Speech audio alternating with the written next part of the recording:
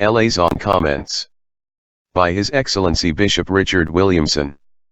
Number DCL, 650. December 28, 2019. Speak up. The Archbishop said, Rome is no more in Rome. Elsewhere today is Catholic's spiritual home. If there have been great minds from the past, it is because they will have been thinking on great matters, which means, explicitly or implicitly, matters of God, and if they were truly great minds, their thinking will have been not just destructive. One such mind was certainly England's Shakespeare. As a Catholic he grappled with his country's apostasy being fulfilled just as he was reaching his prime, around 1600. But that turning of England to Protestantism meant that if he did not want to be hanged, drawn, and quartered, he had to disguise his Catholic message, as Claire Asquith proved in her book of 2005, Shadowplay, where she took English literature way above English patriots and the dwarves of literary criticism. To take just one example, in the book's appendix on Shakespeare's Sonnet 152, she shows how from start to finish, beneath the obvious application to a woman Shakespeare has known, there is a complete second meaning of far wider application to himself as a writer who has failed to warn his countrymen as he should have done. Here are the 14 lines of the sonnet together with their obvious meaning. In loving thee thou knowest I am forsworn. But thou art twice forsworn to me love swearing.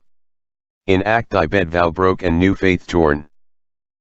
In vowing new hate after new love bearing. But why of 2 oaths breached do I accuse thee?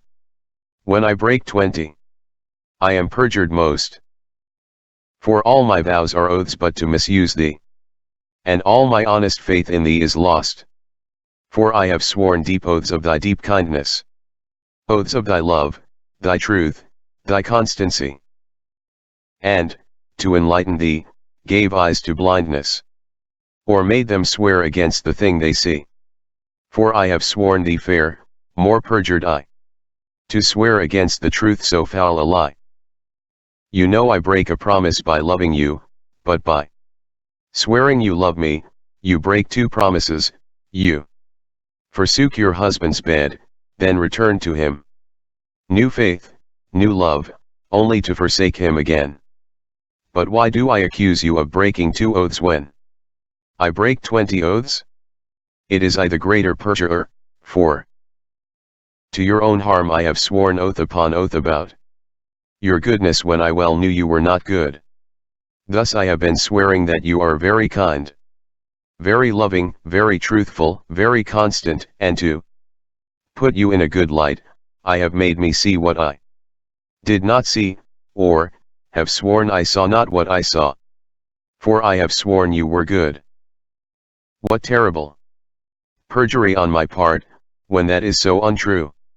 Interestingly, the sonnet's text makes more sense in its hidden meaning, referring to faithless England, than in its apparent meaning, referring to Shakespeare's unfaithful mistress. Thus Mary English and had been a faithful wife of the Catholic Church for 900 years. By Henry VIII's Act of Supremacy, 1534, in Act, England broke its marriage, bed vow, with the Catholic Church and took Protestantism as its lover.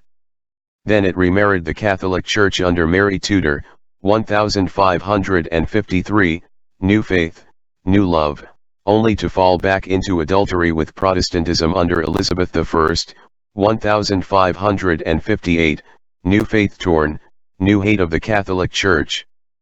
But Shakespeare, 1564–1616, blames himself for much worse infidelity, because down these years he has repeatedly glorified, to enlighten thee, England with its unfaithful Tudor rulers, for instance in his history plays, glorified to England's harm, to misuse thee, because as a Catholic he knew full well that Protestantism would be the ruin of Mary English and sure enough. And today? The pattern repeats itself. For over 1900 years Catholics were faithfully married to the true Church, but with Vatican II, 1962–1965, the mass of them followed bad leaders into more or less of adultery with the modern world, bed vow broke. Then Archbishop Lefebvre, 1905 to 1991, led many back to the truly Catholic Church, new faith, new love, or renewal of the old faith and the old love, only to see his successors at the head of the Society of St. Pius X, which he founded in 1970, fall back into an adulterous longing for a reunion with conciliar Rome, by a new hate for the preconciliar truth. Conclusion. Any Shakespeares amongst us, or any Catholics, must speak up, that Peshamamarom is, as such, nothing other than an abomination, to be shunned. Kyrie eleison.